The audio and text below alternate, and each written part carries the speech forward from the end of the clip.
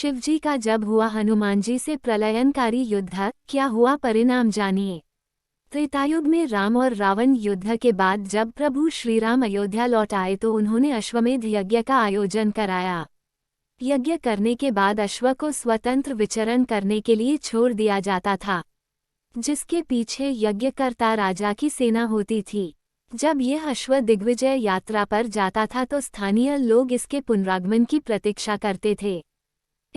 जिस तरह एक बार लव और कुश ने अश्वमेध के अश्व को रोककर श्रीराम को चुनौती दी थी और तब हनुमान जी को युद्ध के लिए भेजा था। लव और कुश से युद्ध के दौरान हनुमान जी समझ गए कि वे कौन हैं, तो उन्होंने खुद को लव और कुश के हाथों बंदी बनवा लिया था। तब बाद में लक्ष्मण आदि युद्ध करने गए और परास्त हो गए तो अंत में श्रीराम आए थे। उसी प्रकार जब यज्ञ का घोड़ा देवपुर पहुंचा तो शिवभक्त राजा वीरमणि के पुत्र रुक्मांगद ने श्रीराम के घोड़े को रोककर उसे बंदी बना लिया। अब देवपुर और अयोध्या की सेना में युद्ध तो होना ही था।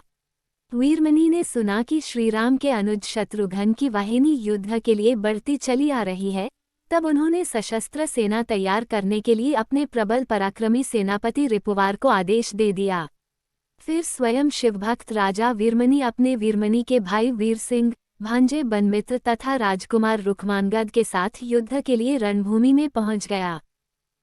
गनों से सभी कुछ छिन्न भिन्न कर दिया। वीरभद्र ने शत्रुघ्न के पुत्र पुष्कल का सिर काट दिया और शिवजी ने शत्रुघ्न को घायल कर दिया। हनुमान जी ने दोनों को रथ में रखा और सुरक्षित किया। फिर हनुमान जी सेना का मनोबल बढ़ाते हुए गर्जना करके आगे बढ़े और शिवजी के सामने जाकर खड़े हो गए। फिर दोनों में भयंकर और प्रलयनकारी युद्ध हुआ।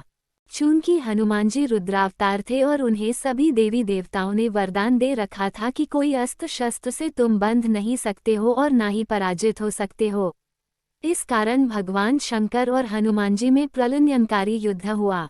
दोनों ओर से हर तरह के दिव्यास्त्रों का प्रयोग किया जाने लगा। हनुमान जी के पास शिवजी के हर दिव्यास्त्र का तोड़ था। युद्ध भयानक से भयानक होता जा रहा था। ये देखकर भगवान राम वहां प्रकट हुए और श्रीराम जी ने हनुमान जी को समझाया कि आप किससे युद्ध कर रहे हो। शिव ही राम है और राम ही शिव है। ये सुनकर हनुमान जी को शिव में ही राम का रूप नजर आने लगा। ये देखकर वे अपना युद्ध रोककर भगवान शिव और राम के आगे हाथ जोड़कर खड़े हो गए। हनुमान जी के पराक्रम को देखकर भगवान शिव बहुत ही प्रसन्न हुए और हनुमान जी को मनचाहा वर मांगने को कहा। इस प्रकार इस युद्ध का अंत हुआ। इस युद्ध में श्रीराम और भगवान शंकर ही लीला थी। इस युद्ध में भगवान शंकर हनुमान जी की परीक्षा ले रहे थे। ऐसे ही और वीडियो देखने के लिए लाइक, शेयर और सब्सक्राइब कर दीजिए।